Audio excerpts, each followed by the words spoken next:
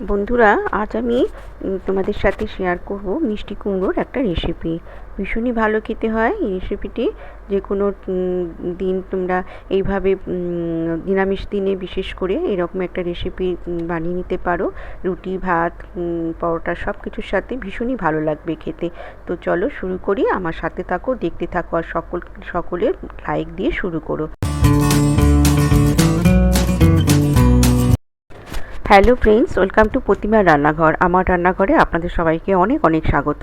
আমি এখানে দেখো কুমড়োটা গ্রেট করে নিয়েছি গ্রেটারে, আর কিছু গুঁড়ো মশলা নিয়েছি, লঙ্কা গুঁড়ো, জিরে গুঁড়ো, হলুদ গুঁড়ো আর ধনে গুঁড়ো। পরিমাণ মতো নুন দিয়ে দিলাম, আর নিয়েছি অল্প একটু কালো জিরে আর অল্প গোটা জিরে। এখানে আমি 1 টেবিল চামচ বেসন নিয়েছি আর 1 টেবিল চামচ চালের গুঁড়ো নিয়েছি। আমি বেসনটা পুরোটা দিয়ে দিলাম, আর চালের গুঁড়ো অর্ধেকটা দিলাম আর অর্ধেকটা রেখে দিলাম। এবারে আমি সব মশলা দিয়ে মেখে নেব। আর একটা আলু আমি সিদ্ধ করে নিয়েছিলাম, সেটা ম্যাশ করে দিয়ে দিলাম। এবার ভালো করে সব মেখে নেব।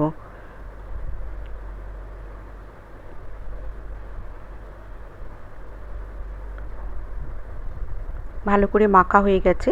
এবারে আমি ছোট ছোট করে আমি কোপ্তা গড়ে নেব। দেখো এভাবে আমি কোপ্তাগুলো করে নিচ্ছি। এদিকে কড়াইতে আমি তেল গরম করতে বসিয়ে দিয়েছি, সাদা তেল দিয়ে দিয়েছি।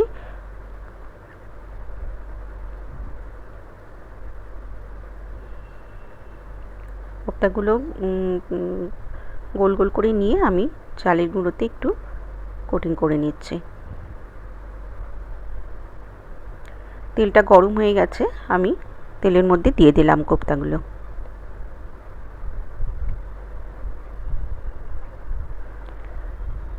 যে কোনো নিরামিষ দিনে তোমরা এইভাবে বানিয়ে নিতে পারো। দুপুরে ভাতের সাথে, রাতে ডিনারের সাথেও তোমরা এইভাবে বানিয়ে নিতে পারো। ভীষণই ভালো খেতে হয়।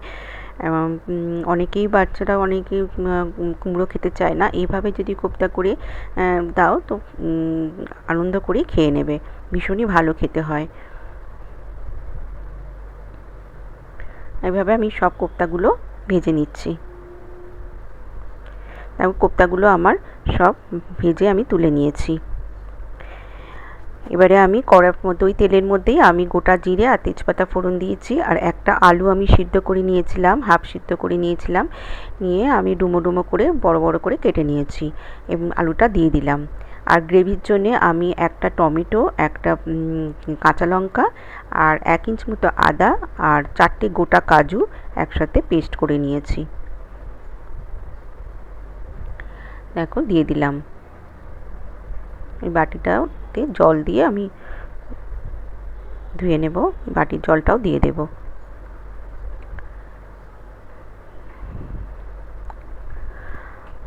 এবারে আমি কিছু গুঁড়ো মশলা অ্যাড করব। প্রথমে দিয়ে দিলাম জিরে গুঁড়ো, পরিমাণ মতো দিতে হবে মশলাগুলো। হলুদ গুঁড়ো দিলাম, ধনে গুঁড়ো দিলাম আর লঙ্কা গুঁড়ো দিলাম। দিয়ে ভালো করে আমি কষিয়ে নেব, আর পরিমাণ মতো নুন দিয়ে দিলাম। আর মিষ্টির জন্য আমি একটা বাতাসা দিলাম, আপনারা চাইলে চিনি দিতে দেবেন। আর দেখো এখানে আমি অল্প একটি কসুরি মেথি দিয়ে দিলাম, আর হাফ চামচ মতো গরম মশলা দিয়ে দিলাম। আমি সব মশলাই একসাথেই দিয়ে ভালো করে কষিয়ে নেব।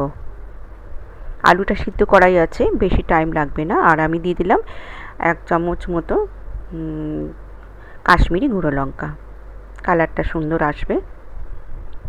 দেখো কালারটা কত সুন্দর এসেছে, গ্রেভি থেকে তেল ছেড়ে এসেছে।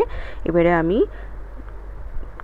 অল্প বাটি ধুয়ে জলটা দিয়ে দিলাম, মশলার জলটা।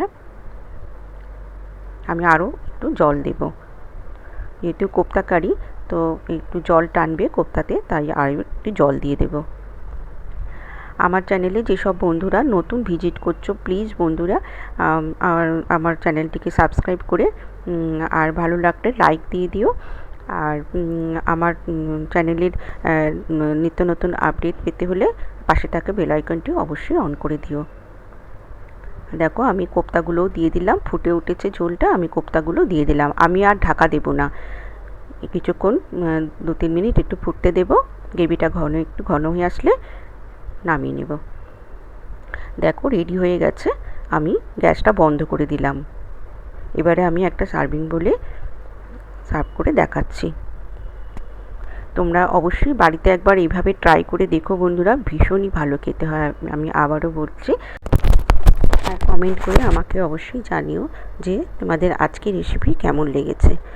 আর সবাইকে আমার অনেক অনেক ভালোবাসা, আমার নতুন পুরনো সব বন্ধুদেরই আমার অনেক অনেক ভালোবাসা। সবাই খুব ভালো থেকো, সুস্থ থেকো।